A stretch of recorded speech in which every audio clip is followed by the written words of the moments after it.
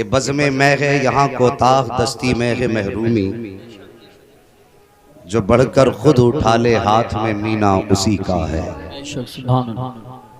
अगर बेदार हो चुके हैं तो बेदारी के साथ दुरूद पाक पढ़ के सुनाइए। अल्लाहुम्मा सल्ली अला सय्यिदिना व शफीइना व नबीना व मौलाना मुहम्मदिन वादिनिल जूदी वल करम व आलिहि व अस्हाबिहि व बारिक व सल्लिम सलातुन व सलामन अलैका या रसूल अल्लाह सल्लल्लाहु तआला अलैहि वसल्लम। मुझसे पहले आपने बहुत ही जामे और माने खिताब हज़रत अल्लामा मौलाना तौसीफ़ रज़ा साहिब क़िबला मिसबाही दामदिल्लाहुल आली से समात किया, और ये मिंबर रसूल पर नूरानी चेहरे आप देख रहे हैं। ये मुबारक चेहरे हैं जो इनमें अक्सर दुआ देने के लिए आए हुए हैं। बस अरबाब मिंबर से गुजारिश है ये अपनी दुआओं में याद रखें, और आपसे गुजारिश है जितनी देर भी बात सुने मोहब्बत के साथ सुने।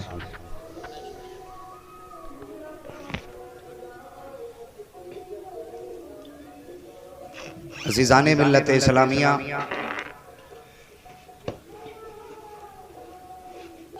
जलसों के अंदर जब कभी आपसे दुरूद पाक पढ़ने के लिए कहा जाता है तो कारी यूसुफ साहब मिजाज है हम लोगों का कि रस्मन होठ हिला देते हैं, थोड़ी देर बस होठ हिलाए छुट्टी। तवज्जो मेरी बात पे करें कि नबी हमारी जान से ज्यादा अजीज है। बोलो हैं कि नहीं? बेशक। माल से ज्यादा अजीज, औलाद से ज्यादा अजीज, बाप से ज्यादा अजीज। कायनात में कोई माँ अपनी औलाद से इतना प्यार नहीं करती जितना मेरा नबी अपनी उम्मत से प्यार करता है। सुभान अल्लाह। और ये भी सच है कि जब उम्मीदों के सारे दरवाजे बंद हो जाते और इंसान मायूसी के दरवाजे पे जाके खड़ा होता है तो उस वक्त सिर्फ एक ही चौखट नजर आती है। वो चौखट मेरे मदीने वाले मुस्तफा की नजर आती है। सुभान अल्लाह, सुभान अल्लाह। किसी ने कहा था मरने की तरफ देख न जीने की तरफ देख, जब चोट लगे दिल को मदीने की तरफ देख। जब रिश्ते इतने करीब के हैं हमारे तो फिर दुरूद पढ़ने में इतनी सुस्ती क्यों? मजीद ये कि उस पे कहा जाता है मोहब्बत से पढ़िए, तब मोहब्बत का ये अंदाजा है हमारा कि हमारा दुरूद सिर्फ हमारे कानों तक जाता है। क्या इतनी मोहब्बत है हमें नबी से? बोलो, इतनी मोहब्बत है? कितने लोग नबी के नाम पे जान दे सकते हैं? जरा हाथ उठा के बताएंगे। अल्हम्दुलिल्लाह। सब मैं ना देखूंगा, मदीने वाले मुस्तफा देख रहे हैं। सब दे सकते हैं ना जान, तो जब जान देने का इतना बड़ा हौसला है तो कम से कम दुरूद पाक तो दिल से पढ़ के सुनाइए और जोर से पढ़िए। अल्लाहुम्मा सल्ली अला सय्यिदिना व शफीइना व नबीना व मौलाना मुहम्मदिन वादिनिल जूदी वल करम व आलिहि व अस्हाबिहि व बारिक व सल्लिम सलातुन व सलामन अलैका या रसूल अल्लाह सल्लल्लाहु तआला अलैहि वसल्लम। ये एक जान क्या है अगर हो करोड़ों, तेरे नाम पर सबको वारा करूं मैं। अजीज़ाने मिल्लत इस्लामिया, आज दुनिया के अंदर एक दर्द, एक सदा, एक आह, क्या नाम उस आवाज को दिया जाए जिस आवाज ने पूरी दुनिया को बेकरार कर रखा है। हर मुसलमान का कलेजा इस वक्त तड़पा हुआ है। जो बात हर स्टेज पर मौजूद सुखन बनी है, हर चार लोगों में जिसका तज़किरा है, हर बैठक में जहाँ जिसकी बातें हैं, वो बातें आपने अभी अल्लामा तौसीफ़ रज़ा साहिब क़िबला से समात फरमाई। मैं नाम नहीं लेना चाहता, बस मैं बताना चाहता हूँ एक कुत्ते ने कुरान के खिलाफ भूकने की कोशिश की है। आज हम अपनी कौम से अगर कहें कितने लोग कुरान के लिए सर कटा सकते हैं, यकीनन 8 साल का बच्चा भी खड़ा होगा, मैं भी सर देने तैयार हूँ।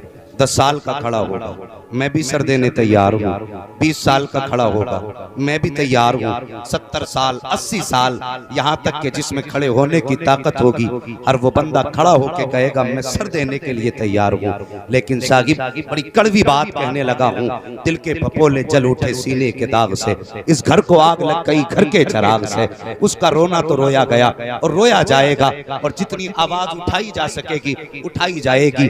लेकिन तुमसे भी एक सवाल है, मेरे नबी का कलमा पढ़ने वालों, मुस्तफा की गुलामी का दम भरने वालों, जरा तुम भी अपने गिरबान में झांक के देखो। आज एक बदबख्त ने कुरान के खिलाफ भौंकने की कोशिश की है, उसने अपना गलत इरादा दुनिया के सामने रखा है।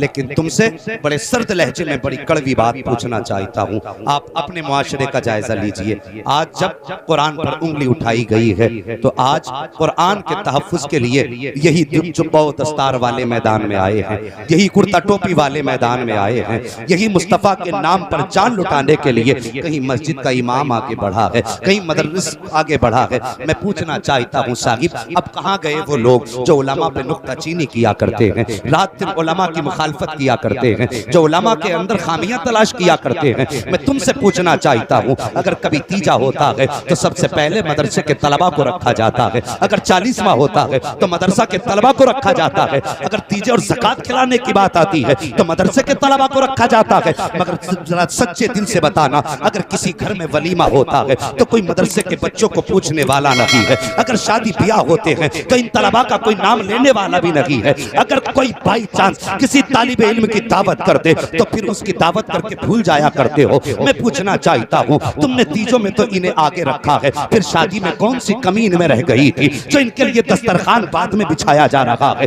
तुम्हारे घरों के वलीमे में कौन सी कमी रह गई थी जो कुरान के पढ़ने वालों को पीछे रखा गया? मैं पूछना चाहता हूँ, क्या इनके पास का लिबास वो नहीं था जो तेरे दस्तरखान पे आ जाते, या इनका वकार वो न था जो तेरे मेहमान बन जाते, या इनके अंदर कोई ऐसी कमी थी जो ये तेरे घर आने के लायक न थे? अल्लाह की कसम खा के कहता हूँ, ओ लोगों, हमने इन्हें अपने दस्तरखान के लायक नहीं समझा, लेकिन इनका वकार ये है, खुदा की कसम, जब ये तेरे दस्तरखान पे आके एक लुकमा खाते हैं तो रिज़्क़ इनके पेट में जाता है। अल्लाह तुझे नबी की दावत का सबक बता। नारे तकबीर, नारे रिसालत, नारे गौसियत, मसलके आला हजरत हजरत अल्लामा मुफ्ती हम्माद रजा साहिब क़िबला, हजरत अल्लामा मुफ्ती अलाउद्दीन साहिब क़िबला, उलमाए अहले सुन्नत। सुभान अल्लाह, सुभान अल्लाह। दिल के फपोले जल उठे सीने के दाग से, इस घर को आग लग गई घर के चिराग से। कहने हैं हमने कितनी इज्जत की कुरान की, कभी अपने बारे में सोचिए। हमने कितना एहतराम किया कुरान का, सोचिए सही। और साकिब ये मत समझना कि कुरान इतनी आसानी से हमारे दरवाजे तक आया है। और उनसे पूछो जिन्होंने कुरान को बचाने के लिए, कुरान को दुनिया भर में फैलाने के लिए कभी 6 माह का बेटा दिया, कभी 18 साल का जवान दिया है, किसी के घर का घर पूरे का पूरा चला गया दीन के लिए। उनसे पूछो कुरान की शान क्या है, कुरान की अजमत क्या है। आप अपने मुआशरे का जायजा लें। हमारे समाज में कोई बंदा 5 वक्त की नमाज पढ़ने लगे, लोग उसे इज्जत देते हैं कि नहीं? तुम लोगों की भी समझ में बात आ रही है? 5 वक्त के नमाजी को हम इतनी इज्जत देते हैं। आइए साहब, बाद में कहते हैं 5 वक्त की नमाज पढ़ते, बड़े नेक आदमी। अगर कोई हज करके आ जाए, लोग उसके लिए सराहना छोड़ देते कि इसने मेरे नबी का मदीना देख लिया।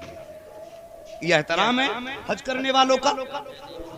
और साहिब कभी, और फिर जिसके सर पे हिफ्ज की सनत की, तकमील की दस्तार रख दी जाए, फिर बाप पीछे खड़ा है, हाफिज कुरान आगे खड़ा है।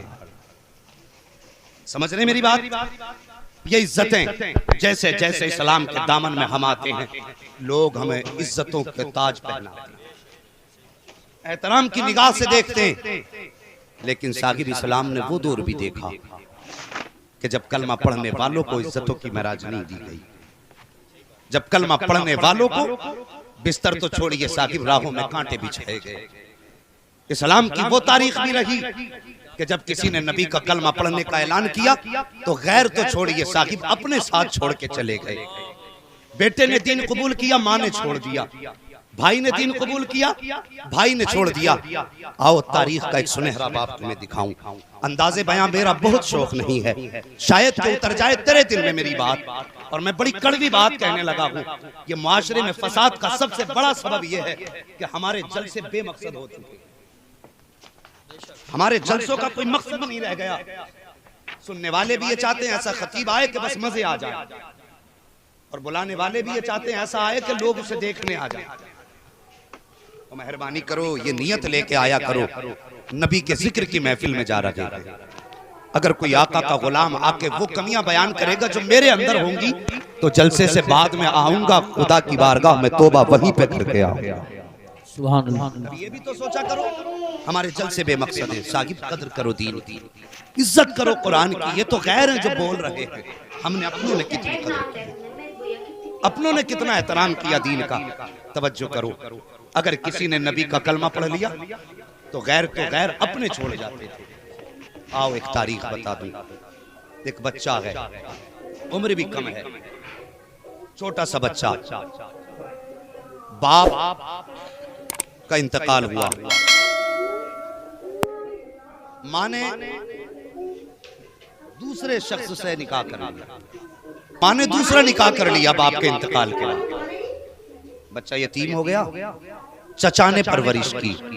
बहुत गौर से बात सुननी है, मैं दीन की कदर बताना चाहता हूं, उसकी अहमियत। बच्चे ने चचा की गोद में आंख खोली। जब चचा की गोद में आंख खोली ना, चचा ने देखा बच्चा होशियार हो गया। कुछ बकरियां चचा ने भतीजे को लेकर के दे दी, मकान में थोड़ा सा हिस्सा दे दिया, बेटे यहाँ रहना, ये बकरियां चराओ। उस वक्त बड़ा कारोबार बकरी का था, ये याद रखें, उस वक्त बड़ा कारोबार था बकरी का। ले दिया बच्चा, ले दी बकरियां, बच्चा चराने लगा। एक दिन उसकी बकरी रेवड़ से अलग हुई, वो बच्चा बकरी के पीछे दौड़ा। वो बकरी दौड़ते दौड़ते मेरे मुस्तफा के मदीने में आ गई। बोलो जरा सुभान अल्लाह। अल्लाह आपकी ज़बानें सलामत रखे। और जोर से हाँ, लगना चाहिए, आशिकों की महफिल है। बकरी कहां आ गई? मुस्तफा के मदीने में आ गई। जब बकरी मुस्तफा के मदीने में आई, बच्चा बकरी के पीछे पीछे, और बकरी खास वहां आके ठहर गई जहां पर खड़े होने के बाद मस्जिद नबवी में मेरे नबी का चेहरा साफ नजर आ रहा था। जैसी बच्चे ने निगाह उठाई, सामने नबियों के इमाम को बैठे देखा, बस नजरें मेरे मुस्तफा के चेहरे पे क्या पड़ी, अल्लाह की कसम दिल दे बैठा। बकरी भूल गया, मुस्तफा का चेहरा देखने लगा। मेरे नबी ने देखा बच्चा काफी देर से देख रहा है, अपनी जगह से उठे, दरवाजे पे आए। आने के बाद फरमाया, बेटे क्या देख रहा है? बच्चे ने कहा कि आप जैसा हसीन कभी नजरों ने देखा नहीं है, इसलिए नजर हटाने को मन नहीं करता है। मेरे नबी ने फरमाया, बेटे हमें जानते हो? बच्चे ने कहा नहीं। हमें पहचानते हो? कहा नहीं। कहा फिर सोचो हम कौन होंगे? इतना बच्चे ने कहा। बच्चे ने सुना, देख करके हैरत में पड़ जाता है। कहता अब क्या बताऊं आका, आप जैसा हसीन मेरी नजरों ने कभी देखा ही नहीं है। मेरे नबी ने फरमाया था, ए मेरे बेटे मुझे मोहम्मद रसूलुल्लाह कहा जाता है। बच्चे ने इतना सुना है, बच्चे कहने लगता है, अगर आप अल्लाह के रसूल हैं तो बताइए काम क्या है आपका? मेरे नबी ने फरमाया था, मैं मखलूक को खालिक से मिलाने आया हूँ, भटके हुए को रास्ता दिखाने आया हूँ। जैसी इतनी बात की थी, बच्चे ने कहा था, जनाब फिर तो देर क्यों कर रहे हैं? मैं भी तो भटका हुआ हूँ, मुझे भी रास्ता दिखा दीजिए। मेरे नबी ने बच्चे का हाथ पकड़ के कहा था, बेटे अभी इतनी जल्दी ना कर, इश्क की कीमत बड़ी महंगी हुआ करती है। बच्चे ने कहा था, साहिब जब तुम्हारा नाम ले लिया है और जब इश्क का दावा कर दिया है तब फिर कीमत से नहीं जरा करते। अब हाथ बढ़ाइए, कलमा पढ़ाइए। मेरे नबी ने बच्चे को कलमा पढ़ाया है। अल्लाह अकबर। बच्चा मुस्तफा के मदीने से पलटा है। जैसी मुस्तफा के मदीने से बच्चा पलटा है, अब साहिब ये था कि जुल्फ देखी है, कि नजरों ने घटा देखी है। अरे लुट गया जिसने मोहम्मद की अदा देखी है। जो नबी को देख लेता था फिर वो नबी का हो जाता था। था। बच्चा पलटा जरूर है लेकिन दिल आज भी मुस्तफा के कदमों में छोड़ के जा रहा है, ज़हन मुस्तफा के कदमों में है। चला के सब कुछ नबी के नाम करके चला। अल्लाह पर घर आया है, बकरियां चराने लगता है। बकरी चराते चराते इसकी आदत थी कि ये बकरी चराया करता, नबी नबी के तराने गुनगुनाया करता था, नबी नबी के तराने। एक दिन बच्चा बकरियां चरा रहा है, अचानक अचानक अचानक पीछे से चचा आ गया, कान लगा के सुना, कहने लगा भतीजे जी चचा किसका नाम ले रहा है?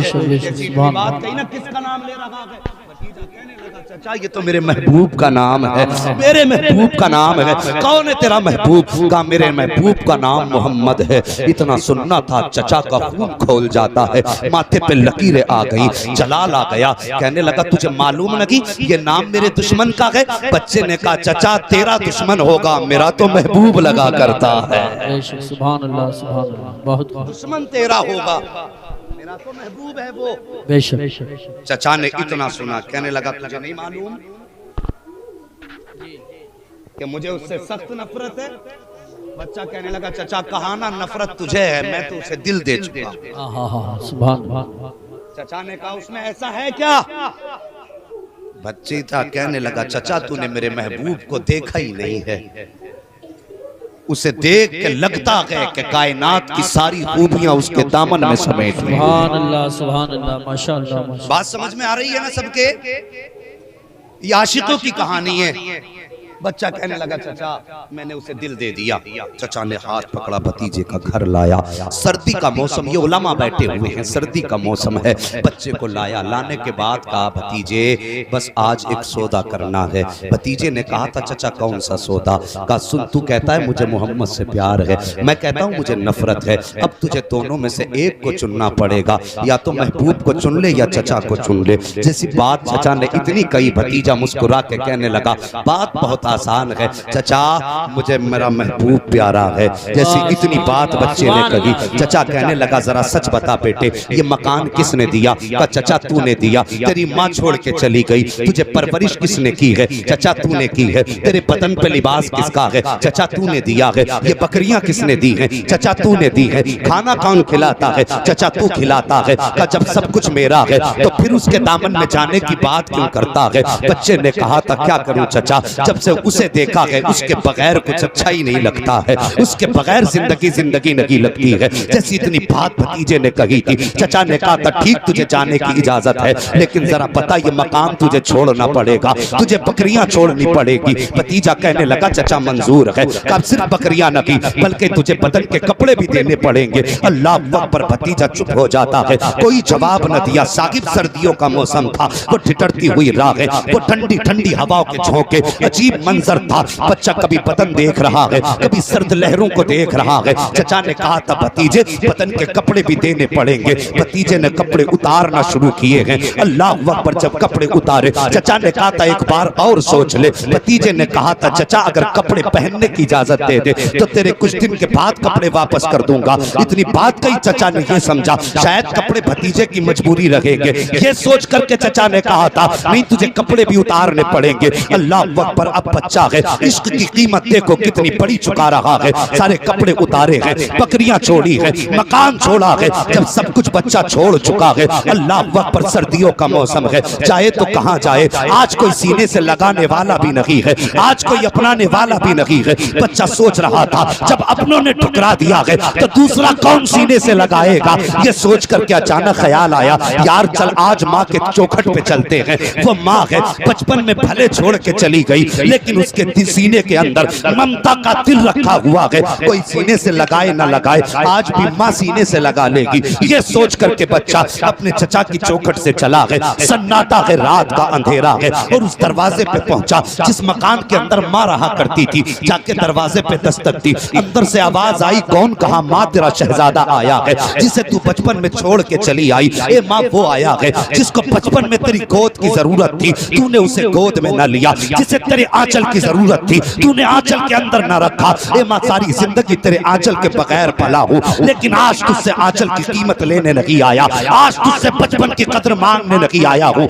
ए मेरी माँ, जरा दरवाजा खोल, बड़ी मजबूरी तेरी चौखट तक लाई है। इतना माँ ने सुना कि माँ माँ हुआ करती है साहिब, दौड़ करके आई, दरवाजा खोला, क्या देखती है, बेटे के बदन पे कपड़े लगी है, सर्द हवाएं हैं, अंदर तोड़ के गई है। एक चादर लाई है, चादर के 2 टुकड़े किए हैं, एक चादर का तहबंद बनाया है, दूसरी चादर बदन पे उड़ाई है, और उड़ाने के बाद कहा था, बेटे ये तेरा क्या हाल है, तू तो चचा के मकान पे रहता था, उसकी बकरियां चराया करता था, मकान भी तेरे पास था, बकरियां भी तेरे पास थी, आज तेरे बदन के कपड़ों को क्या हो गया है। जैसी इतनी बात बच्चे ने सुनी है, आहे भर के रोना शुरू कर देता है। कहता, माँ तुझे क्या बताऊं, मैं एक महबूब से क्या प्यार कर बैठा हूँ, मैं किसी को दिल दे बैठा हूँ। जैसी माँ ने इतना सुना है, कहती, बेटे ये उम्र प्यार की नहीं होती है, ये उम्र इश्क की नहीं होती है, लेकिन वो साथ तो बता जिसे तुझे बचपन में प्यार हो गया है वो है कौन। जैसी बच्चे ने इतना सुना है, कहा मेरे महबूब का नाम मोहम्मद रसूलुल्लाह है। इतना माँ ने सुना है, माँ ने कहा था, बेटे इस उम्र में इश्क कर बैठा है, बता तो सही खासियत क्या है। तो बच्चे ने कहा था, माँ तूने मेरे महबूब को देखा नहीं है, वो इतना हसीन है कि जो एक बार देख लेता है जिंदगी भर के लिए उसका गुलाम हो जाया करता है। तभी तो आला हजरत ने कहा था, सबसे आला वो औला हमारा नबी, सबसे बाला हो बाला हमारा नबी, सब चमक वाले उजलों में चमका किए, अंधे शीशों में चमका हमारा। नारे